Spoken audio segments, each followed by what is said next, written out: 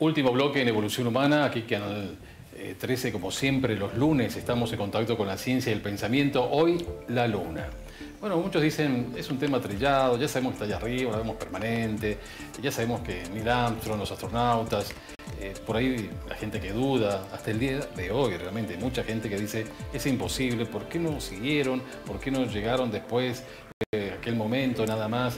Bueno, realmente muchos temas, por eso hemos querido invitar también al doctor Hugo Levato, doctor en astronomía. Bienvenido, Hugo, ¿cómo anda? ¿Cómo está, señor Ernesto? Porque el tema, primero la Luna, analicemos qué es la Luna como satélite natural y después vamos a hablar de la exploración espacial, la hazaña que le llaman algunos, el alunizaje, ¿no? Claro. ¿Qué es la Luna que vemos todos los días allá arriba? Y la Luna es un satélite natural de la Tierra. Y es un satélite bastante particular dentro del sistema solar, porque es un satélite grande comparado con su planeta central, la Tierra. Es el quinto más grande. Es el quinto más grande, pero tiene una particularidad. La Tierra es 80 veces más masiva que la Luna, cosa que en los otros planetas no ocurre eso, son muchísimo más masivos que las lunas que pueden tener, por ejemplo, el caso de Júpiter, Saturno. Tiene poquito menos de 3.500 kilómetros de diámetro. Y bueno, es un objeto que, aparte de servir para muchas canciones y hábitos amorosos, vos habrás visto en la literatura. El romanticismo, claro, poemas. La Luna debe haber sido el objeto que más canciones tiene acumuladas, ¿no? Mayor inspiración. Claro, sobre la Luna en sí, y tiene algunas características, por ejemplo, debido a la Luna, que tiene una órbita bastante inclinadita respecto del ecuador terrestre, hay cosas importantes que produce la Luna sobre la Tierra. Por ejemplo, todos están acostumbrados, lo más acostumbrados que están es en las mareas. La Luna es responsable de muchas de las mareas. Y además, esa inclinación planetaria que existe es lo que produce las estaciones. Si el eje de rotación terrestre fuera perpendicular, el eje donde la Tierra rota sobre su eje, ¿no es cierto? Ese eje fuera perpendicular a la órbita, no tendríamos estaciones. Claro. Simplemente como tenemos esa inclinación planetaria, es que tenemos el verano, el invierno y las distintas estaciones. Así que la Luna es un objeto bastante peculiar y es indudablemente el más estudiado. Claro, el origen sobre todo, ¿por qué está ahí la Luna? Claro, y el origen es como todas las cosas que hay que averiguar muy en el pasado, pero de muchos millones de años. 4.000 millones de años. Claro, la Luna hace 4.000 millones de años que nos acompaña en esta órbita alrededor de la Tierra. Y en el mercado ha llegado a haber, o hay todavía, unas 5 teorías de formación de la Luna y por qué la Luna está allí. Claro, que tienen que explicar el origen. Que tienen que explicar el origen. Ninguna, hay 3 que son relativamente antiguas, o por decir antiguas, unas décadas. Y hay 2 que son más modernas. Y en realidad, la primera que salió a la luz fue la que se llamaba la teoría de la fusión, donde en un primer momento, cuando la Tierra se estaba formando, el día tenía, por decirle un número, 4 horas solamente. La Tierra giraba sobre su eje rápidamente. Claro. Y entonces algunos investigadores supusieron que la Tierra podía haber perdido algún trozo de material, algún trozo de materia. Y eso dio origen a la Luna. Un desprendimiento. Un desprendimiento. Pero eso tiene bastantes inconvenientes, hay cosas que no se pueden explicar con esa teoría, en cuanto a la órbita que tiene la Luna alrededor de la Tierra, etc. Hay varias cosas. Entonces esa teoría de la fusión no funcionó, no tuvo gran cantidad de adeptos. Entonces, después surgió la teoría del encuentro. La Luna se formó, la Tierra se formó, pero un encuentro planetario, digamos. La captó después la Tierra. Claro, el problema es que la probabilidad, desde el punto de vista estadístico, es tan escasa que eso haya podido ocurrir, que también es una teoría casi desechada. Y después está el tema de el encuentro es que dije. El choque planetario. El que más adeptos tiene en este momento es el de un gran impacto. Claro. Esa es la teoría que más adeptos tiene en este momento. Pero por supuesto no se pueden comprobar 100%. Se buscan detalles. A ver, esto lo predice, esto lo puede predecir, esto también lo puede predecir, lo confirma. Entonces, un gran impacto. De un astro parecido a Marte. De un astro, sí, inclusive yo no recuerdo exactamente el nombre, pero era TEA, sí, empezaba con TH, se escribe con TH al comienzo. Se produjo ese gran impacto y claro, ¿qué es lo que se mira en detalle? Y ahí viene el tema de cómo puede ser que hay gente que no crea de que realmente se llegó a la Luna. Porque muchas de las inferencias que se han hecho o de las deducciones que se han hecho para promover esta teoría del gran impacto se ha hecho a través de las rocas lunares que se trajeron a la Tierra hace más de 50 años. Y esas rocas lunares, analizando su composición química, los isótopos que tiene, justamente se ha analizado el isótopo del cloro, que es un elemento bastante volátil, y entonces resultó relativamente simple hacer un análisis y en la Luna y en la Tierra hay cloro, pero en un lado es un tipo de isótopo y en otro lado es otro, es el cloro pesado y el cloro más liviano. Todas esas cosas las tiene que explicar cualquier teoría de formación de la Luna.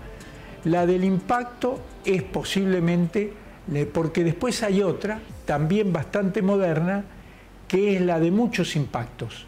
No un gran impacto catastrófico, sino impactos menores. Se calcula que 20 impactos menores pudieron dar origen a la Luna definitiva, ya claro, conformada por todas esas partes. Exacto. Pero también hay que suponer que la Tierra sufrió estos 20 impactos que dieron origen a la Luna. Entonces, la que más adeptos tiene en este momento desde el punto de vista profesional es la del gran impacto, que acá hubo un gran impacto y que formó la Luna tal como la conocemos hoy. Por supuesto que estos impactos fueron en el momento que todo era sin terminarse los planetas. Claro, eran prácticamente fluidos. Eran la formación del sistema solar. Y ahí la Luna la tenemos nosotros, como dijimos al comienzo, hace 4.000 millones de años. Bueno, esto nos remonta también, porque vamos a seguir desde la parte astronómica, la parte astronáutica, que es cuando John Fitzgerald Kennedy promete al país, a los Estados Unidos y al mundo, que antes de que terminara la década del 60 iba a llegar el hombre a la Luna y iba a traerlos sanos y salvos a la Tierra. Claro, algunos le creyeron, otros no, pero eso era la gran guerra fría que había con la ex Unión Soviética, donde ya la Unión Soviética había podido llevar la primera nave, recordamos, el 4 de octubre de 1957, el Sputnik. El Sputnik. También el primer ser viviente, Laika y otros animales, el primer hombre, Yuri Gagarin, la primera mujer, Valentina Tereshkova. Bueno, iba prácticamente llevando adelante todo, ganando la competencia espacial lo que era la Unión Soviética. Y por eso, claro, Estados Unidos se veía acorralado, ya tenían mucho temor que podían llegar a ser espías, todos los satélites, incluido el primero, ¿no? Sputnik. Por lo tanto, promete eso John Fitzgerald Kennedy y obliga a la nación a invertir una cifra impresionante, 26.000 millones de dólares. 26.000 millones de dólares, 150 universidades, 500.000 trabajadores directos, 25.000 empresas, 11 misiones con astronautas y 6 misiones que alunizaron. Esto para dar algunos números, Hugo. Claro. Fue impactante. Y justamente, como hemos comentado en muchos programas, el tema conflictivo político ha dado origen a un montón de descubrimientos astronómicos, y entre ellos es la llegada del hombre a la Luna. Es decir, cuando Fitzgerald Kennedy dice va a llegar el hombre a la Luna, es decir, va a llegar un norteamericano a la Luna. Es decir, esa era la idea. Es decir, ahí invirtieron esa cantidad de plata en la NASA, en todo lo que era necesario. Y bueno, cuando uno invierte y se tiene el recurso humano para poder hacer que esa plata produzca los resultados que uno busca, se obtienen los resultados que se han obtenido. Tripulación en la Luna y regreso a la Tierra sanos y salvos. Bueno, acá les vamos a mostrar algunos libros y revistas que tenemos como para ilustrarles a ustedes, ¿no? Tener el material permanentemente todo es muy nuevo, permanentemente hay fascículos que van sacando desde National Geographic, otras revistas y libros que hablan sobre la Luna. No es un tema para nada dejado atrás en el olvido. La Luna sigue estando muy presente, pero yo quiero llevarlos a ustedes a que recuerden, o que por lo menos tratemos de recrear lo que era para los científicos el gran desafío de decir, bueno, nos ponemos a trabajar en llevar el hombre a la Luna. ¿Por dónde empezamos? Y bueno, ¿qué técnica usamos? Algunos decían, hay que hacer un gran cohete que salga de la Tierra y que llegue directamente a la Luna. Sale de Cabo Cañaveral y llega directamente a la superficie selenita. Claro, empezaron a hacer cálculos y decían, no puede ser. Tiene que ser por partes, que haya conexiones que se vayan dando, que orbite la Luna y que de allí otra nave baje. Bueno, el primer dato fue ese. Cómo hacerlo realidad a lo que ya el presidente había prometido no solamente a Estados Unidos, sino al mundo. Se iba a quedar muy mal. Estados Unidos iba a perder la guerra espacial que había en ese momento. Bueno, hasta que llegó a través de Wernher von Braun y otros grandes científicos a unificar el criterio de un gran cohete de 36 pisos, si un edificio se lo compara, son 36 pisos, 180 metros, con 5 motores, impresionante, el Saturno 5. Eso se puede ver actualmente, si uno va a Estados Unidos, está en exhibición. Pero lo que era llevar a los astronautas en la punta del cohete, todo lo demás combustible. Si estaban sobre una bomba de tiempo, si eso hubiese salido mal, como muchos creyeron que podía llegar a pasar, por eso había un discurso paralelo que tenía Richard Nixon en caso de que fracasara todo, donde, bueno, consagraba a Dios y toda la cuestión que se hizo el esfuerzo, pero no se pudo. Bueno, sin embargo, se llegó con grandes problemas, porque también estuvo a punto de abortarse a momentos prácticamente del alunizaje, donde habían complicaciones, descendieron a un lugar distinto, ¿no?, que estaba planificado, hubo alarmas que sonaron de los mismos aparatos de la nave espacial. Bueno, ustedes, sí, Hugo debe recordar todo lo que... Y fue histórico vivirlo, en blanco y negro. Sí, yo me acuerdo, año 69, televisión en blanco y negro, claro. Y estábamos con toda la familia, mi papá, mi mamá, estábamos en la calle Rivera Indarte al 700, donde yo vivía en el barrio de Flores. ¿Aproximadamente qué hora de la noche? Y yo no recuerdo. 11, 12 de la noche, una cosa así. Sí, era yo recuerdo, yo era oscuro. Estuve también. Yo me acuerdo que era oscuro. Sí, era sí, no, era de noche. No me acuerdo la hora, pero bueno, estábamos todos ahí viendo, y evidentemente después le circularon las fotografías me acuerdo siempre de los países árabes con sus trajes típicos, viendo el alunizaje en sus respectivos países, ¿no? Así que fue vemos algunos diarios de la época, ¿no? Que sí. Todo primera plana. Sí. Y toda la página directamente. Claro. Fue un impacto muy grande que después se fue repitiendo con otros viajes, pero indudablemente que todo tenía su problema, y No sé si recuerdan la Apolo que tuvo el grave inconveniente. La Apolo 13. La Apolo 13. Que no llegó a alunizar. Y bueno, hubo que traerlo a la Tierra y fue una magia hecha, magia entre comillas, hecha por los ingenieros que estaban en la NASA para diseñar el procedimiento. Claro, para el cálculo matemático el cálculo específico. para volver a traerlo, ¿no? Es decir, a mí me hacía acordar en ese momento, aunque era completamente distinta la cosa, pero me hacía acordar a algunas de las novelas de Asimov y aquello de que le dieron el premio Nobel a uno que se quedó sin computadoras en el espacio y el tipo volvió haciendo calculitos en un papel y lápiz.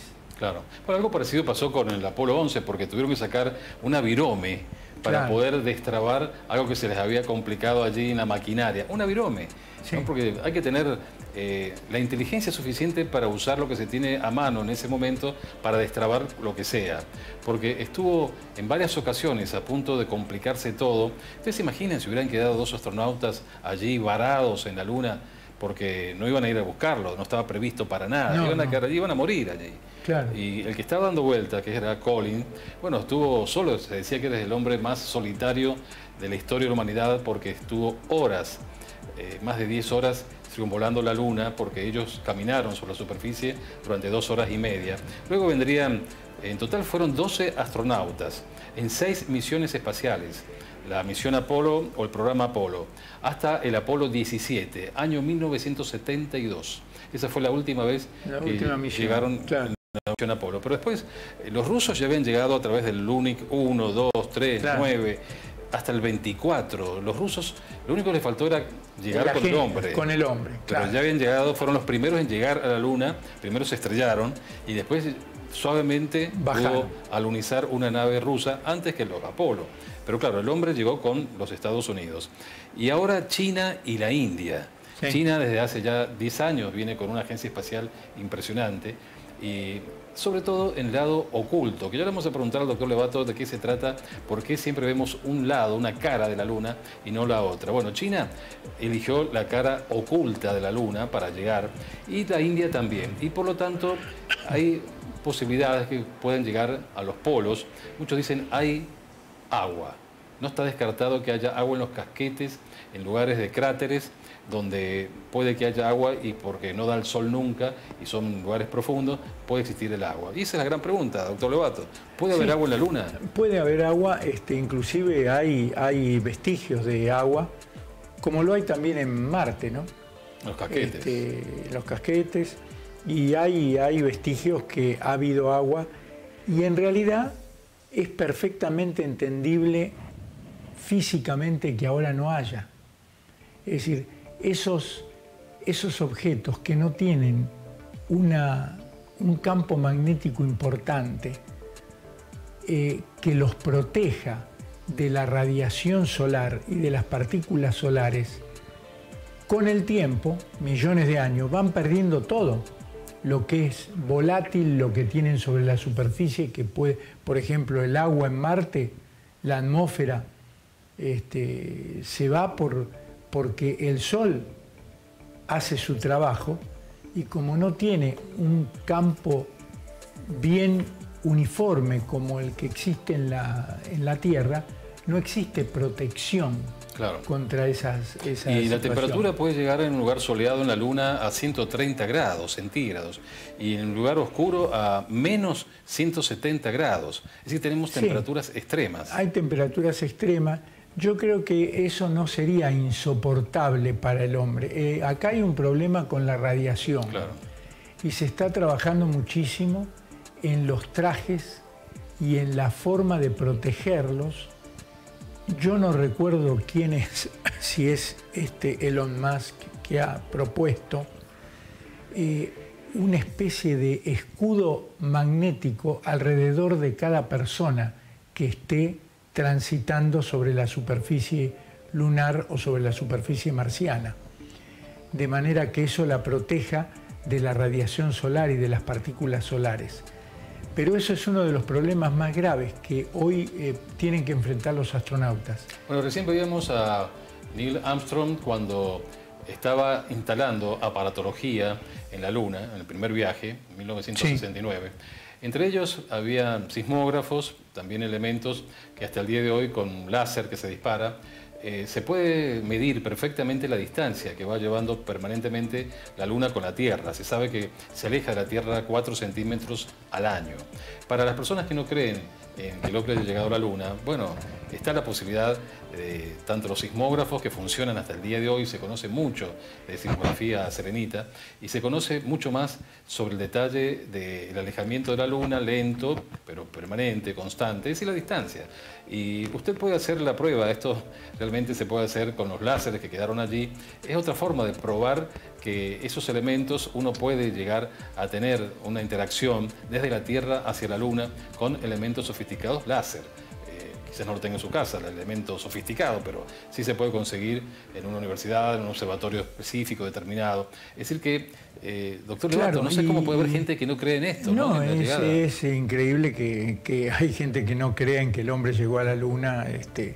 Y seguramente que en este próximo programa con la Artemisa vamos a volver otra vez. Ahora, en el lado oscuro, las características físicas son similares. No es que uno va a encontrar una luna diferente en el lado oscuro de la Luna. Simplemente no vemos gran parte del otro hemisferio simplemente porque hay una sincronización entre la rotación de la Luna sobre su eje y la rotación de la Tierra. Ahí vemos algo que se ha encontrado recientemente que son cuevas, túneles. Muchos dicen que por la cuestión geológica habían volcanes, allí está esta fotografía y esto es lo último que hay, ¿no? Donde se ha descubierto que hay túneles que son muy importantes, allí lo estamos viendo perfectamente en esa fotografía. Sí. Dicen que a través de la investigación a Marte, primero el ser humano va a tener allí, debajo de la Luna, en estos cráteres, en estas cuevas, la posibilidad de vivir sin el problema de lo que decía recién el doctor Lobato, la radiación, los micrometeoritos, toda la cuestión complicada. Entonces, a través de estas cuevas o túneles que llegan a medir kilómetros y kilómetros de longitud, ahí sería justamente el lugar donde podría sentarse la raza humana, ¿no? En un mundo distinto.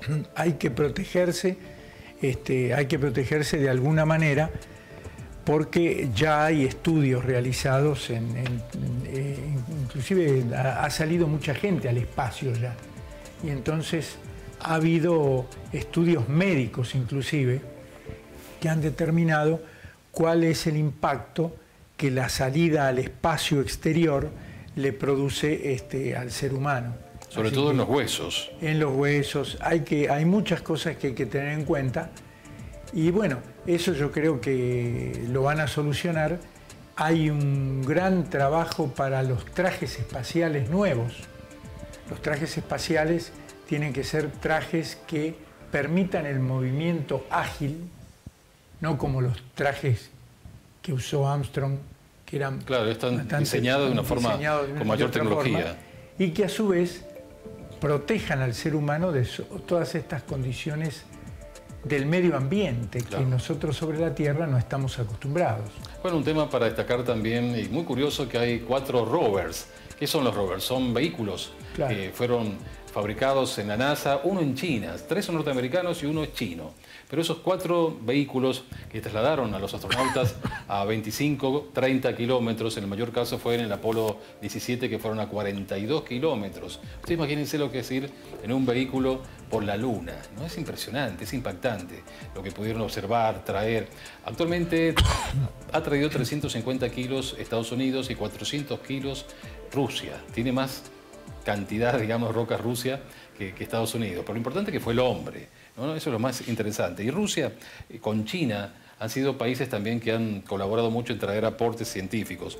China, bueno, desplegó un rover y también ha hecho un atlas, el primer atlas de alta definición de la Luna. Usted lo tiene cartografiado de una forma detallada, donde conviene la raza humana el día de mañana sentarse en una colonia permanente. Es la idea, ¿no, doctor Levato? Claro, sí, sí. Para ir a Marte, primero la Luna. Hay que ir a Marte, y la Luna es el paso intermedio para poder llegar a Marte. De ahí el interés que hay en la Luna como trampolín para ir después a Marte. Sí, yo creo que la Luna se puede usar como una estación intermedia. Los chinos, bueno, pudieron alunizar en la cara oculta de la Luna y también hicieron germinar una semilla.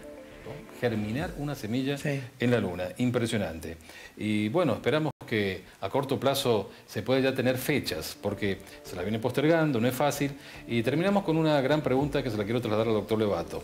¿Por qué el hombre no llegó de nuevo a la Luna? Terminó todo en 1972, si bien han ido los chinos, hasta los israelitas, que antes de alunizar se le complicó y se destruyó la nave israelita. Japón también, pero son 4 países que han llegado a la Luna. Primero Rusia, segundo Estados Unidos con el hombre, tercero China y la India en los últimos años, en los últimos tiempos. A fines del año pasado, la India. Sí.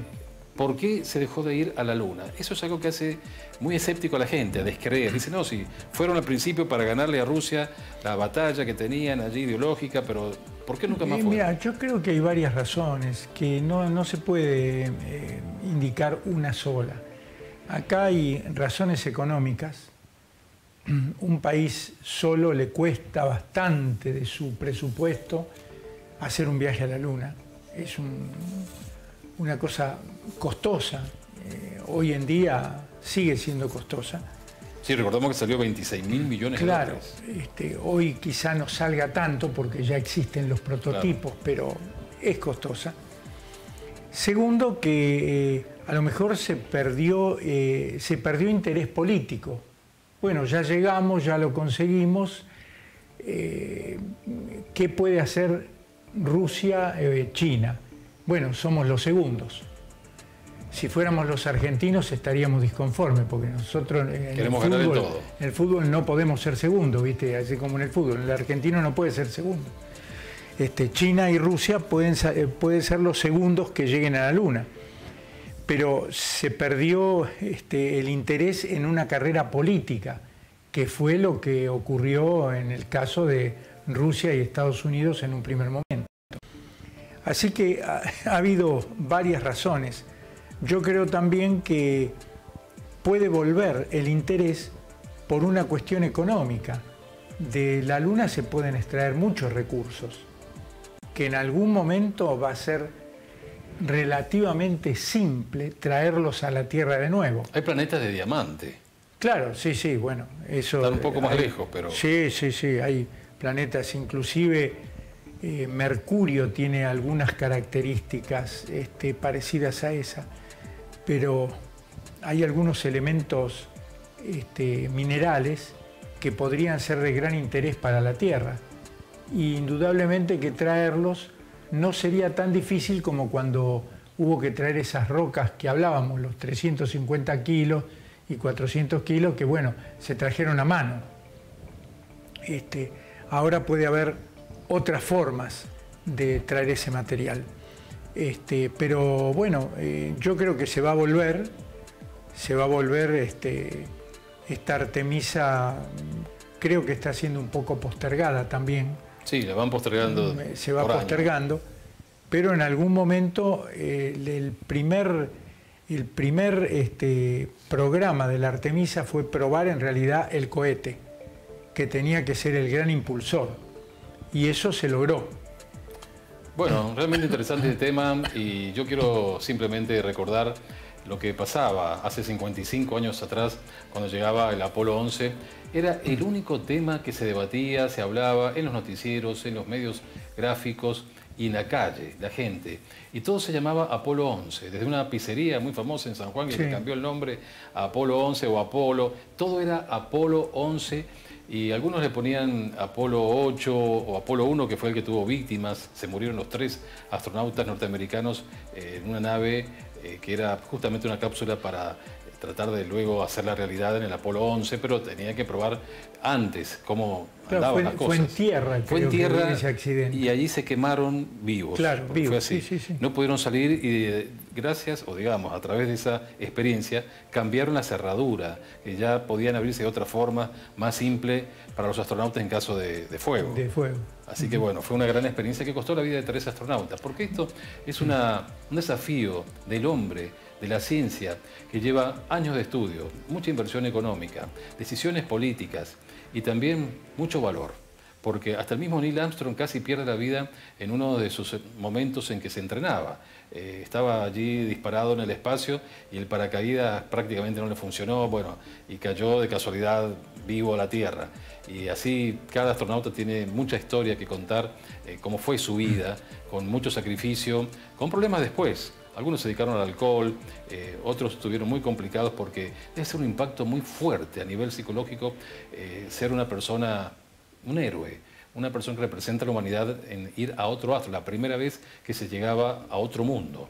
Bueno, doctor Levato. Y hay otra cosa, si hacemos una lista, es impresionante si hacemos una lista de materiales que fueron diseñados debido a todo este proceso espacial y que después fueron utilizados en la vida civil. El GPS. Por ejemplo, claro, la cama de los hospitales, ignífuga, un montón de cosas que aparecieron en nuestra vida diaria que fueron diseñadas debido a estos viajes espaciales y a la tecnología que llevó a esta gente al espacio, ¿no? Ahora se está cambiando todo, porque muchos se preguntan ¿por qué no volvemos ya? Y la respuesta también es porque hay que adaptar la nueva tecnología, que es totalmente distinta a las viejas computadoras de hace 55 años. ¿Y cómo se adapta? Y bueno, todo eso lleva tiempo. Es una tecnología muy nueva, pero ya no tienen los aparatos tan grandes. Yo estaba leyendo un artículo que nos indicaba que este celular que nosotros tenemos en la mano hoy en día es computacionalmente más poderoso que la primera computadora que apareció en la NASA. Sí, en su primer momento. Sí, lo he leído. Entonces, es una cosa, la tecnología, por eso las cuestiones tecnológicas y las universidades que se dedican a enseñar tecnología tienen que estar preparadas para cambiar sus planes de estudio cada 6 meses, porque la tecnología cambia cada 6 meses. Ese es uno de los dramas que nosotros tenemos en la universidad. Nuestras universidades son demasiado paquidérmicas y lentas para producir cambios. Y en 6 meses cambiaron los conocimientos, cambió la tecnología y hay que enseñar de nuevo. Muchas gracias, doctor Hugo Levato, por su valioso aporte científico.